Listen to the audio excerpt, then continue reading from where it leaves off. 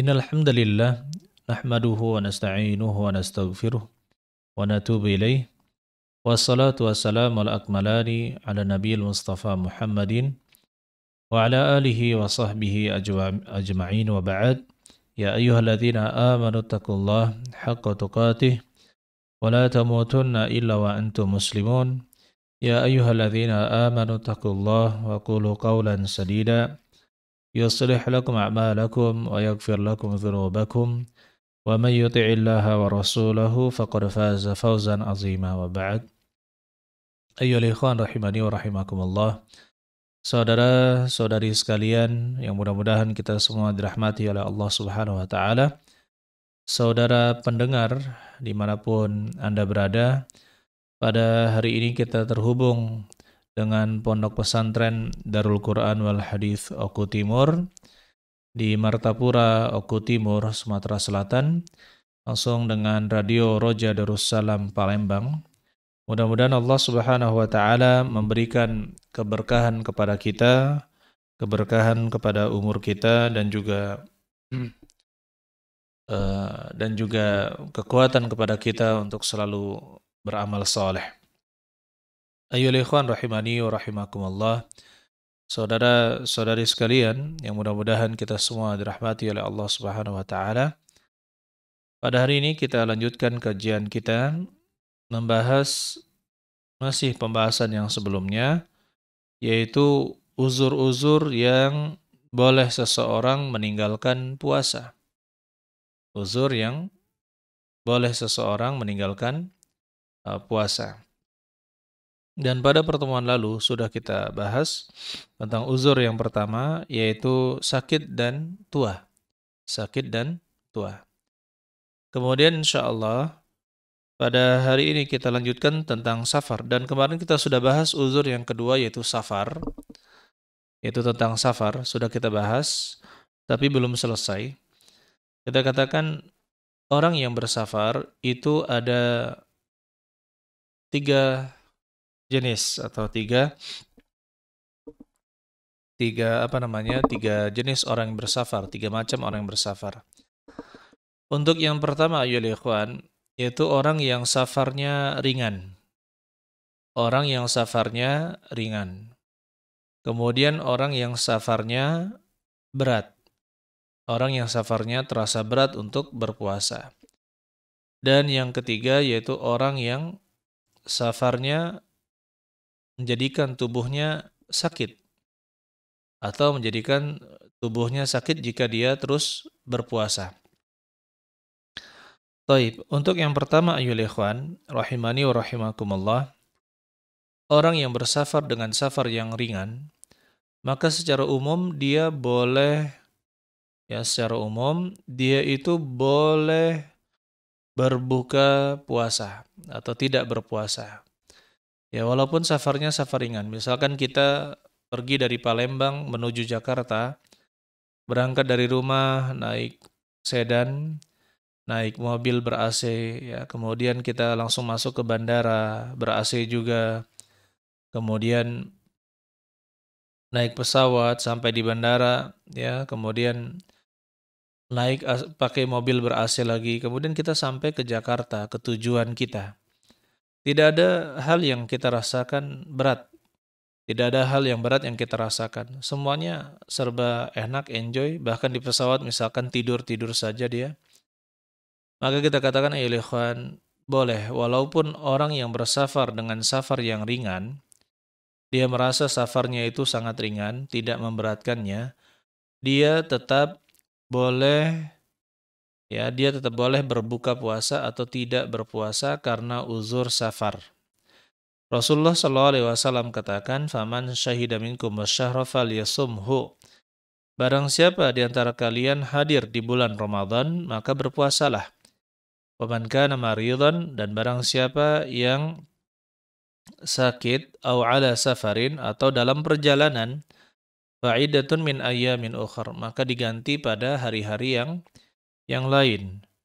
Nah, di sini ayyuhal ikhwan kita bisa memahami bahwasanya safar seperti itu menjadi uzur Dengan kita bersafar itu sudah menjadi uzur boleh berbuka puasa atau tidak berpuasa pada hari itu. Tetapi harus diganti pada hari yang lain. Ayyuhal ikhwan rahimani wa rahimakumullah, saudara-saudari sekalian yang mudah-mudahan kita semua dirahmati oleh Allah Subhanahu wa taala. Baik. Untuk safar yang ringan ini, maka kita katakan ya boleh memilih berbuka atau tidak berbuka. Begitu pula pernah di zaman Nabi Shallallahu Alaihi Wasallam diriwayatkan dari Anas bin Malik radhiyallahu taala anhu, kunna nusafiru ma'a Rasulillah Shallallahu Alaihi Wasallam, kunna nusafiru ma'an Nabi Shallallahu Alaihi Wasallam. Dulu kami bersafar bersama Nabi Shallallahu Alaihi Wasallam. Falam ya'ibis shaimu 'alal muftir walal muftiru 'alas shaim. Orang yang berpuasa tidak mencela orang yang berbuka dan orang yang berbuka tidak mencela orang yang berpuasa. Ya. Jadi ini menunjukkan kalau safarnya ringan, tidak dirasakan berat, maka boleh dia berpuasa dan boleh tidak. Dan untuk safar yang ringan seperti ini, mana yang lebih baik baginya? Apakah berbuka atau berpuasa? Tidak puasa atau berpuasa? Nah, di sini para ulama berselisih pendapat. Dan pendapat yang kuat dalam hal ini, orang yang safar, orang yang bersafar dan dia tidak merasakan kesulitan dalam safarnya, maka lebih baik dia berpuasa. Lebih baik dia berpuasa. Kenapa kita katakan demikian? Karena ada 3 alasan. Yang pertama, itu lebih cepat untuk menyelesaikan kewajiban. Lebih cepat untuk menyelesaikan kewajiban. Sedangkan kalau kita mengkodoknya, maka itu lebih lambat. Artinya perlu bulan depan lagi atau bulan-bulan berikutnya lagi baru kita menyelesaikan kewajiban berpuasa Ramadan. Baik. Kemudian yang kedua, ayyuhal ikhwan rahimani wa rahimakumullah, berpuasa di bulan Ramadan tentu pahalanya lebih besar atau lebih baik daripada di bulan yang lainnya. Ya, daripada di bulan yang lainnya. Ya, kemudian yang ketiga, al-ada khairun minal qada. Al-ada menyelesaikan secara tunai itu lebih baik daripada mengqada. Allah alam bisawab, ini untuk safar yang sifatnya adalah safar yang ringan. Safar yang ringan. Adapun safar yang berat, apabila seorang safar yang berat, misalkan safar dengan naik safar tapi dengan sepeda ontel misalkan menuju dari Palembang menuju ke Batu Raja misalkan seperti itu, pakai ontel, pakai sepeda, dan tentu safar yang berat. Atau misalkan safar dengan motor tapi jalannya sangat buruk, jalannya sangat berlobang, harus mengelak ke sana, mengelak ke sini, membutuhkan pikiran dan tenaga untuk menghindari lobang. Ya, oleh karena itu ini sangat berat. Atau misalkan safar dengan kendaraan motor di panas yang sangat terik sekali, sehingga memberatkan orang yang berpuasa. Ya, dan walaupun berat itu tidak berbahaya pada tubuhnya. Untuk safar jenis seperti ini, safar yang berat, maka kita katakan yang lebih baik baginya, kalau dia merasa berat dengan safarnya tersebut, maka yang lebih baik adalah berbuka. Yang lebih baik adalah berbuka puasa. Kenapa? Karena Rasulullah SAW pernah mendapatkan seorang yang berpuasa, sedangkan yang lainnya tidak. Padahal pada saat itu sangat panas. Ya, kemudian dia pun dinaungi oleh orang-orang dan orang-orang berkumpul di sekitarnya, memberikan naungan. Karena dia sedang berpuasa dan merasa kehausan sekali, padahal safarnya itu adalah safar yang panjang dan sangat panas. Maka kata Nabi SAW melihat orang itu kesulitan, sedangkan yang lainnya berbuka, dan dia memaksakan diri untuk berpuasa, kata Nabi SAW, Laisa minal birri asyamu fis safar. Bukan termasuk ketakwaan berpuasa ya di waktu safar. Nah, ini di bawah hadis ini kepada safar yang memberatkan. Safar yang memberatkan. Adapun kalau kita pada safar yang ringan, seperti yang saya katakan tadi, maka lebih utama adalah tetap berpuasa. Tetapi kita perlu ingat, kalau ada saudara kita muslim yang sedang bersafar, kemudian dia tidak berpuasa, maka itu uzur baginya dan jangan kita celah. Kenapa? Karena itu uzur. Boleh meninggalkan puasa karena safar. Loh, kan safarnya ringan, kenapa boleh berbuka? Para ulama menyebutkan ya, yang namanya safar itu adalah mazannatu al-masyaqqah. Tempatnya di mana sebagian besar diprasangkai bahwa safar itu akan membawa kesulitan. Walaupun kita penuh dengan kenyamanan di dalam safar, tetap saja ya ada perasaan berat yang kita hadapi. Contohnya perasaan berpisah dengan keluarga, ya kan? Berpisah dengan keluarga, merindukan keluarga. Kemudian perasaan tidak bisa nyenyak tidur. Walaupun di kasur yang sangat empuk, belum tentu kita bisa tidur dengan sangat nyenyak. Ya terkadang rumah kita reot atau rumah kita kecil atau biasa saja, itu lebih nikmat daripada di hotel berbintang 5 atau hotel berbintang 3. Kenapa? Karena kita sedang bersafar. Perasaan kita apa yang kita rasakan adalah sebagian besarnya perasaan sulit. Oleh karena itu Aisyah radhiyallahu taala anha mengatakan as-safaru qit'atun minal adzab. Safar itu adalah sepotong, kata Rasulullah SAW dalam hadis Aisyah, safaru qit'atun minal adzab. Safar itu adalah potongan dari azab. Potongan dari azab. Karena banyak hal yang tidak enak. Ya, ketika kita safar, maka banyak hal yang tidak enak kita rasakan. Saudara-saudari sekalian yang mudah-mudahan kita dirahmati oleh Allah Subhanahu wa taala. Kemudian yang ketiga, safar yang bisa menyebabkan ya anggota tubuh kita kalau kita berpuasa dalam keadaan safar tersebut ternyata berbahaya pada fisik kita, seperti membawa kepada kebinasaan atau membawa kepada sakit yang parah, maka kita tidak boleh berpuasa. Karena wala tulqu biaidikum ila tahlukah. Janganlah kalian lemparkan tangan-tangan kalian ke dalam kebinasaan. Wala taqtulu anfusakum. Janganlah kalian membunuh diri-diri kalian. Innallaha kana bikum rahima. Sungguhnya Allah itu Maha Penyayang terhadap kalian. Jadi ayyuhal ikhwan rahimani wa rahimakumullah, saudara-saudari sekalian yang mudah-mudahan kita semua dirahmati oleh Allah Subhanahu wa taala. Ini tentang safar. Dan perlu kita ingat, pendapat yang kuat dalam pendapat para ulama, safar yang boleh mendapatkan keringanan untuk berbuka atau tidak berpuasa adalah safar yang di dalamnya apa? Ada ketaatan atau suatu safar yang mubah. Safar yang boleh. Adapun safar dengan tujuan untuk melakukan perbuatan maksiat, maka tidak boleh mengambil keringanan sedikit pun. Ya, karena safar ini merupakan bagian dari ketaatan kepada Allah Subhanahu wa taala.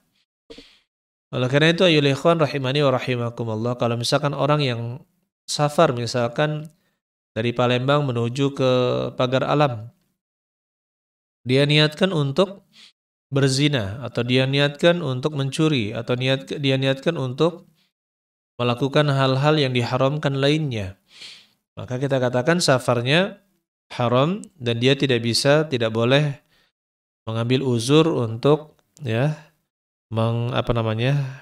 berbuka pada saat safar tersebut.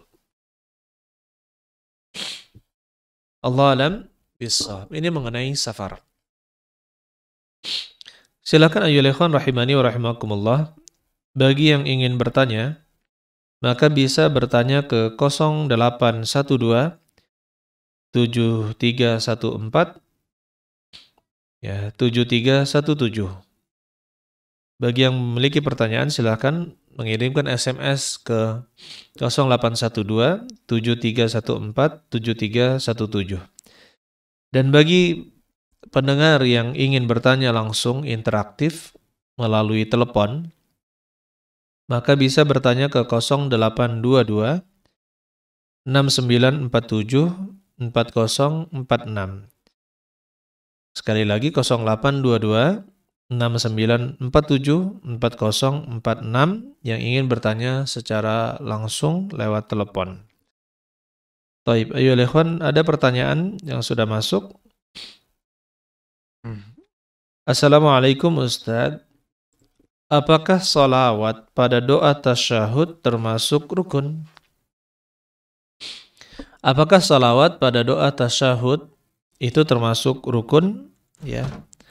Maka di sini ayyuhal ikhwan terjadi perselisihan di kalangan ulama. Adapun di dalam madhab Al-Imam Asy-Syafi'i, salawat pada tasyahud, pada doa tasyahud, setelah membaca doa tasyahud, itu hukumnya rukun atau wajib. Wajib di apa? Wajib dibaca. Apabila tidak dibaca, maka tidak sah salatnya. Allah alam bisawab ayyuhal ikhwan. Memang terjadi perselisihan di antara ulama. Telepon kita mungkin kita angkat teleponnya. Taib, silakan. Assalamualaikum. Assalamualaikum warahmatullahi wabarakatuh.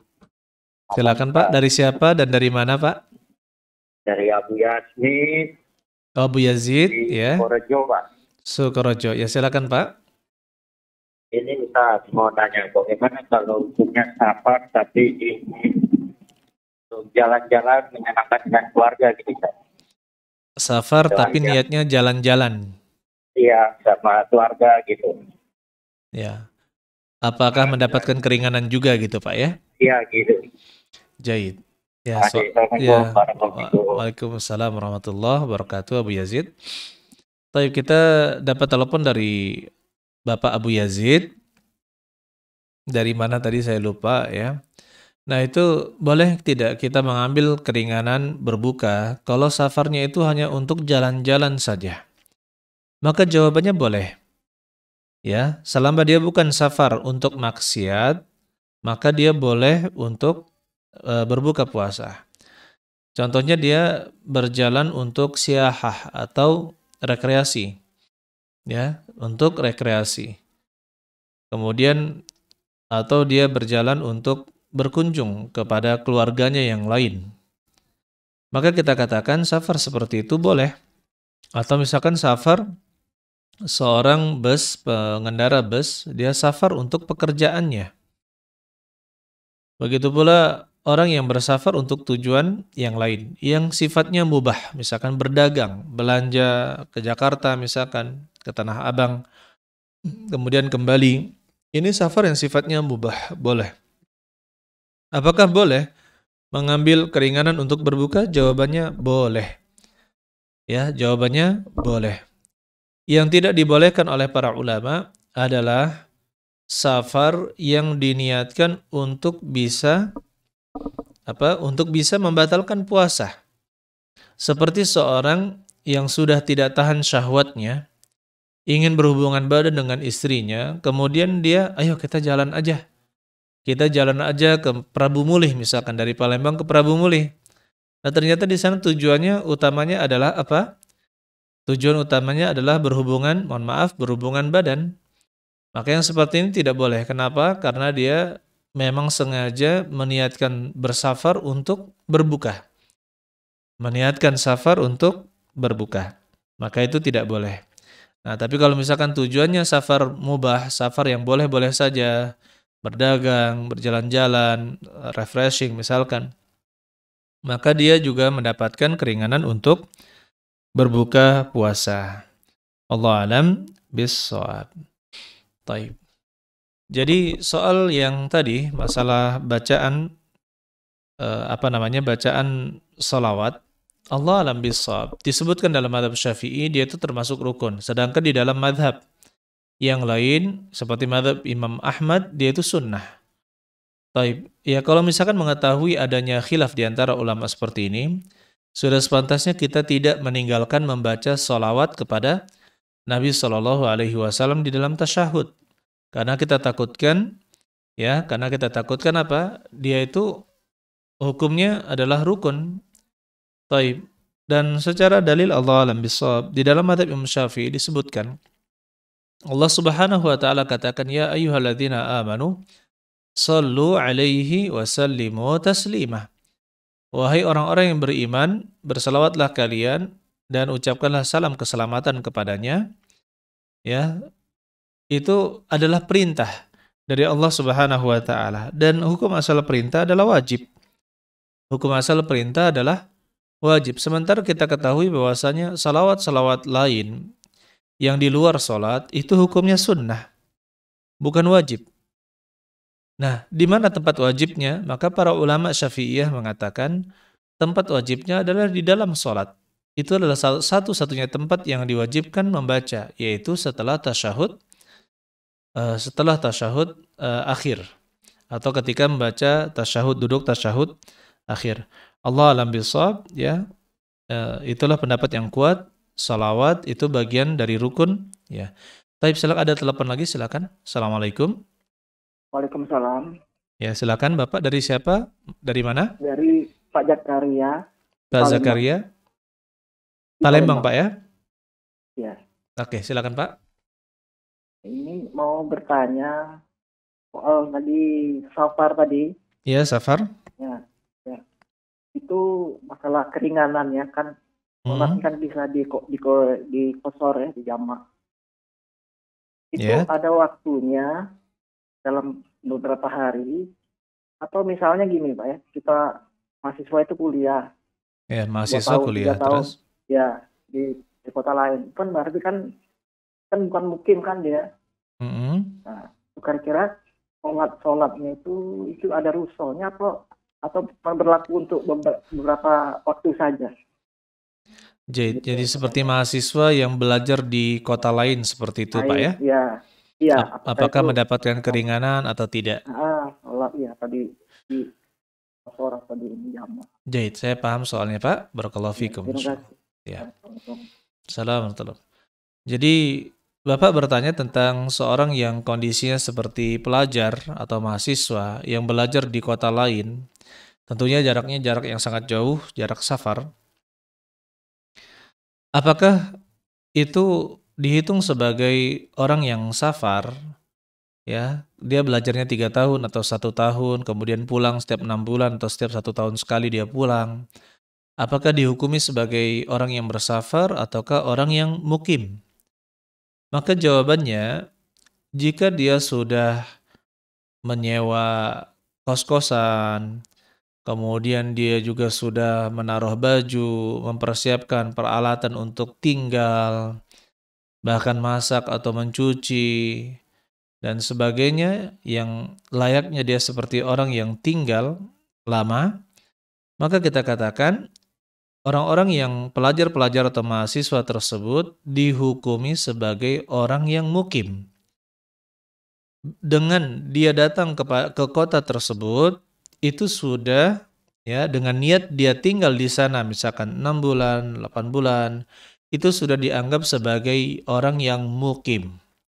Jadi dia wajib sholat berjamaah, dia wajib juga melakukan apa yang wajib dilakukan oleh orang-orang mukim seperti sholat Jumat, dia wajib sholat jamaah, dia wajib kerjakan, ya begitu pula puasa, tetap dia wajib berpuasa. Kenapa? Statusnya dia itu mukim. Ada istilah di dalam fikih itu namanya al-mustautin. Al-mustautin itu adalah orang yang mengambil kewarganegaraan atau orang yang mengambil artinya mengambil tempat tinggal untuk diniatkan selama-lamanya di sana. Nah, ini namanya mustautin. Seperti misalkan Pak Zakaria tinggal di Palembang, ya inginnya lama di Palembang, itu mustautin. orang yang memang menjadikan tempat tinggal untuk selama-lamanya. Nah, adapun orang yang mukim tidak harus seperti orang yang mustautin. Jadi dia dengan dia sampai ke kota tersebut dan dia niat belajar, nanti tiap tahun baru pulang, maka dia sudah berstatus orang yang mukim dan dia tetap wajib berpuasa. Ya, tetap wajib berpuasa. Allah alam bisawab. Kemudian selanjutnya ada soal melalui pesan singkat. Apakah kita boleh mengqadha puasa orang tua yang sudah meninggal? Apakah kita boleh mengqadha puasa orang tua yang sudah meninggal? Taib. Man mata alaihi siyam sama anhu waliyuhu.